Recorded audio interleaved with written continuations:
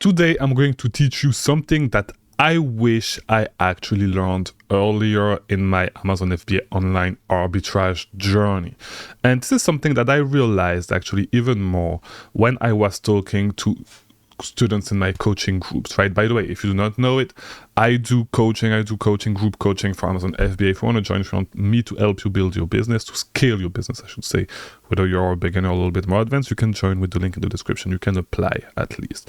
But yeah, so there's this specific thing that I've been realizing not too long ago, and that is you should actually, as you start getting some success with Amazon FBA, if you're doing a lot of sourcing, you should definitely you should start outsourcing your sourcing early. It's not easy, but you should try to do it the right way. And I'm going to tell you why in today's video. If you do not know me, my name is Chris Mangunza. I release daily videos right there on YouTube about selling on Amazon. So if you're new, subscribe, like this video so you get recommended more videos. All right, so the reason why, because you know the tip usually is, and it is true, you should not outsource too early, because you should do a lot of sourcing. You should do a lot of sourcing to to learn what is selling on Amazon, to build your eyes, to build your experience. But the issue is this. Here's the issue. At one point, you're going to find your first big loop, okay, or your first website that you're going to source over and over again. And for example, for me, the first website that I found that was able to source over and over again, that had a lot of leads, was Bed Bath & Beyond, which you cannot source anymore today, because things always evolve. You're not going to be able to source the same products for 10 years, right? Bed Bath & Beyond actually went out of business. Not really, because today they still have a website, but it's actually trash. There's no more. I don't think they have any more stores. They closed all their physical stores, right? But yeah, what happened is, so Bed Bath & Beyond was my first big loop, but it was not as big as the loops that I was actually able to start developing last summer, so 1 year ago. And what is going to happen if you do it this way is that, you at one point, you need to get away from sourcing. So I was doing, you guys know, I was doing 5 leads a day doing storefront stalking, and all the other sourcing. This is something that I was doing every single day. And I did it for probably 6-7 months, something like this, right? I was sourcing every single day.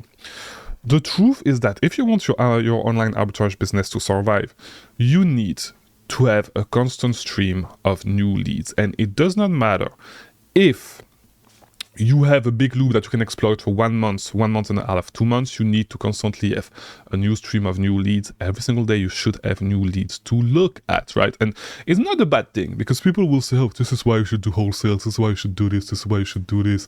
Online arbitrage is dumb because you need to be on the lookout for new products all the time. It's just a dumb way to see business, because if you do wholesale, it's the same thing. You should always be on the lookout for new suppliers. You should always be on the lookout for new products for the brands that you sell. You should always be on the lookout for all that stuff. It's the exact same thing. There's always something that you need to constantly doing. If you do private labeling, it's the exact same thing. You need to constantly be trying to develop new products, new extension to your product lines. Because if we actually look at one of the most successful brands of all time, which is and the one that I'm thinking is Coke, Coca-Cola. They are not just selling one product. They are not just selling the 33 Oz Coke can, right? They have multiple sizes. Sometimes they come up with new sizes. They come up with new flavor of Coke from time to time, like vanilla, all that bullshit. Coke, the light Coke, the zero sugar Coke, Coke Zero, all that stuff. It's just product development to better fit the market. And if you do private labeling, you need to do the same thing. And also they extend their product with Sprite, Fanta, all those brands, and then if you actually look at it, it's not like they're just selling one product. And I think this is the biggest misconception that people get with private labeling. It's a lot of work, it's a lot of consumer research, all right?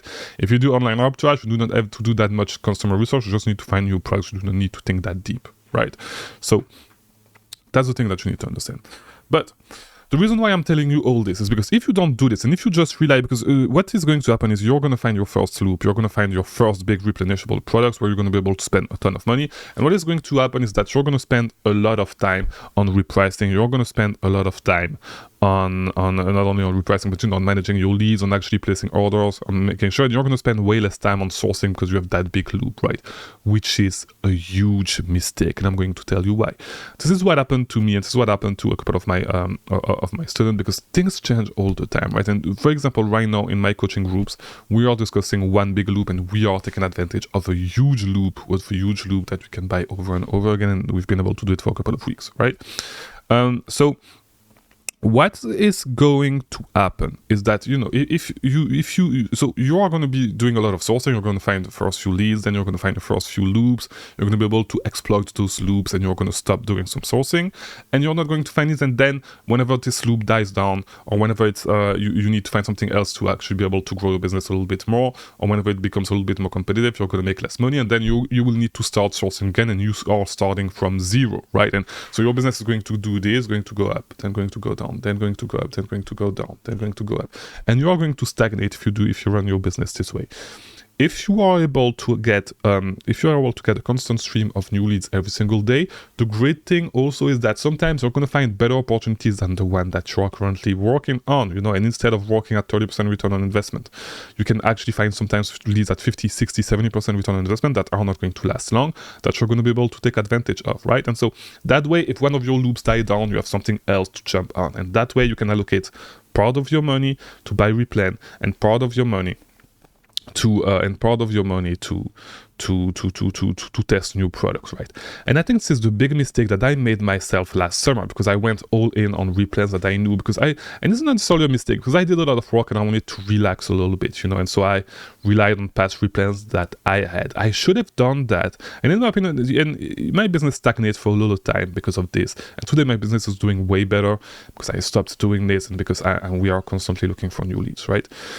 But I think, what I should have done, and what I think you guys should do when you reach that point, is the perfect time to actually start outsourcing, so you can keep focusing on this and still having a stream of new leads every single day, right? This is the most important thing, because that way you can test new leads, and whenever your loops die down, you can actually invest in those loops, buy those products, and of course you still have your replans that give you a solid basis, but on the other end you want to test new products all the time, so that way if one of those products die down, you can replace it with another product, so you have a ton of products as well that you haven't tested yet, right? And that you can rely on, right? And if you do your target list and all that stuff at the same time, it's going to be super easy so it's going to make your life easier. So this is why you should get my target list, link in the description.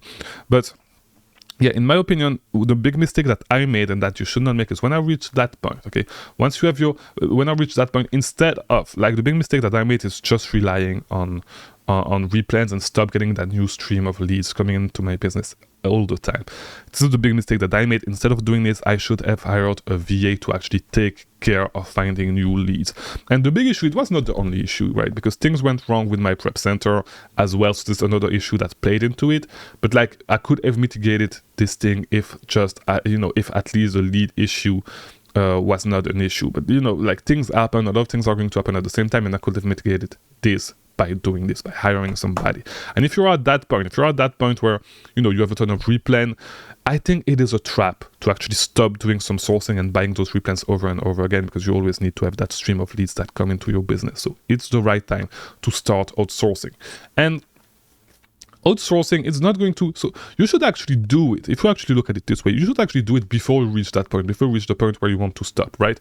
Because outsourcing takes time. It takes time to train people, and it's a lot of back and forth. It's going to take you at least 2 weeks to have some sort of acceptable form of success from your VA, right? Because if you do it, if he works for you every single day. So it takes a little time, but it is the right time. You should outsource before you actually need it, because at one point you cannot do the sourcing yourself anymore, like 3 hours a day, 4 hours a day. You're going to get tired of that, right? And you will want some rest. And there's other things that you need to prioritize in your business as well that you need to do, and sourcing is one of the things that, yes, it's important, but repricing is more important. looking at your stock, managing a lot of other stuff is more important. So outsourcing should be one of the things that you outsource. You should outsource way earlier than you think. And I think that people telling you that you should not outsource fast, it's not the way to run a business. You run a business, you want to try to outsource the stuff. You don't want to work in your business, right? So yes, of course, it's going to cost you a little bit of money, but the end thing is that you're going to be able to scale, you're going to be able to grow, to keep growing your business, and it's not going to be dependent on you being there sourcing or not, which, you know, life happens sometimes, and like you will not be able to do it every single day. If you have a VA to do it, it's his job, you know, that is going to bring you leads every single day. It's going to make your life way easier, and it does not matter if you get busy or not. Your business will still have the same level of input. All you need to do is place the orders, and then you can get somebody else or get the same person to make purchasing decision for you. Your business will be way easier, right? So hopefully this video was helpful. If it was, leave a like to all that YouTube stuff, and I'll see you tomorrow for a new video. Thank you for watching.